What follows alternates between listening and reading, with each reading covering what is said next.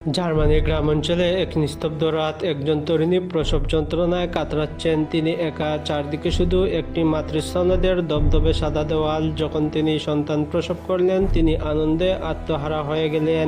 কিন্তু আনন্দের সেই মুহূর্ত বেশিক্ষণ স্থায়ী হলো না। জন্মের পরপরই শিশুটিকে মায়ের কাছ থেকে আলাদা করে দেওয়া হলো। কোনো ব্যাখ্যা নেই, কোনো সুযোগ নেই, শুধু নিঃশব্দে কেড়ে নেওয়া হলো তার সন্তানকে।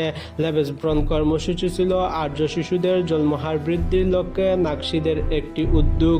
এটি তৃতীয় রাইখের ইতিহাসের সবচেয়ে ভয়ঙ্কর ঘটনাগুলোর একটি ছিল। এই কর্মসূচির মাধ্যমে নারী ও শিশুদের জোরপূর্বক গর্ভধারণ করানো হতো, যার একমাত্র লক্ষ্য ছিল একটি বিশুদ্ধ জার্মান জাতি তৈরি করা। লেবেসব্রনের শিকড় খুঁজে পাওয়া যায় 1930-এর দশকের গোড়ায়, যখন এসএস প্রধান হাইনরিখ হিমলার আর্য জার্মানদের কম জন্মহার নিয়ে গভীরভাবে উদ্বিগ্ন হয়ে পড়েন। হিমলার বিশ্বাস করতেন যে জার্মান জাতির অস্তিত্ব টিকিয়ে রাখতে হলে বিশুদ্ধ জার্মান শিশুর জন্মহার বাড়াতে হবে। এই লক্ষ্যে তিনি জাতিগতভাবে বিশুদ্ধ শিশুদের জন্মহারে উৎসাহিত করতে একটি কর্মসূচি চালু করেন।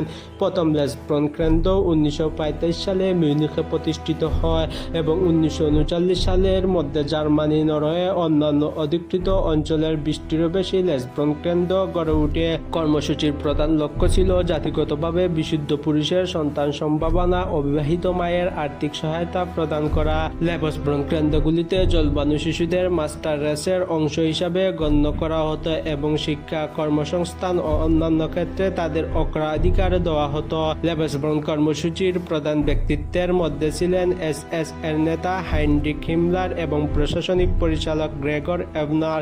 এছাড়া গুরুত্বপূর্ণ ভূমিকা পালন করেছিলেন ডক্টর কার্ল ফ্রান্ট, যিনি প্রজন কর্মসূচির জন্য নারী বাছাইয়ের দায়িত্বে ছিলেন, এবং ডক্টর লিওনার্ড ক্রান্টি, যিনি কর্মসূচির চিকিৎসা সেবায় তদারকি করতেন। হিমলার ছিলেন এই কর্মসূচি তৈরি ও গড়ে তোলার মূল কারিগর। তিনি কর্মসূচিকে সম্প্রসারণে নেতৃত্ব দেন এবং দৈনন্দিন অনেক কার্যক্রমে সরাসরি জড়িত ছিলেন। প্রশাসনিক পরিচালক গ্রেগর এবনার লেবেসব্রন কেন্দ্র নির্মাণ ও পরিচালনার পাশাপাশি আর্থিক ব্যবস্থা ও তহবিল সংগ্রহে তদারকি করতেন। তার নেতৃত্বে কর্মসূচি দ্রুত গতিতে সম্প্রসারিত হতে থাকে। লেবেসব্রনের লক্ষ্য অর্জনে বিভিন্ন নীতি ও পদ্ধতি অনুসরণ করা হতো, যার কিছু কিছু নীতি ছিল অত্যন্ত ভয়াবহ ও নিষ্ঠুর। প্রধান পদ্ধতিগুলোর মধ্যে ছিল নারীদের জোরপূর্বক গর্ভধারণে বাধ্য করা। যেসব নারীকে জাতিগতভাবে বিশুদ্ধ বলে বিবেচনা করা হতো, তাদের প্রায় জাতিগতভাবে বিশুদ্ধ পুরুষের সাথে সম্পর্কে বাধ্য করা হতো। সম্মতির তোয়াক্কা না করেই কাউকে ধর্ষণ করা হয়, কাউকে বা যৌন সম্পর্কে বাধ্য করা হয়। নারী বাছাই প্রক্রিয়া ছিল কর্মসূচির একটি গুরুত্বপূর্ণ অংশ। মানদণ্ড পূরণকারী নারীদের বিবাহিত বা অবিবাহিত যাই হোক না কেন একই ধরনের পুরুষের সাথে সন্তান নিতে উৎসাহিত করা হতো। ডাক্তার কার্ল ব্রান্ট শারীরিক গঠন, পারিবারিক ইতিহাস ও রাজনৈতিক বিশ্বাসের মতো নানা মানদণ্ডের ভিত্তিতে নারী বাছাই করতেন।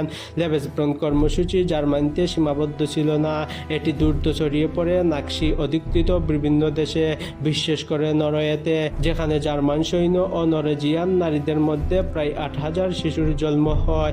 অনেক নারীকে জোরপূর্বক গর্ভধারণে বাধ্য করা হতো এবং জন্মের পর অনেক শিশুকে মায়ের কাছ থেকে আলাদা করে জার্মান পরিবারে পাঠানো হতো।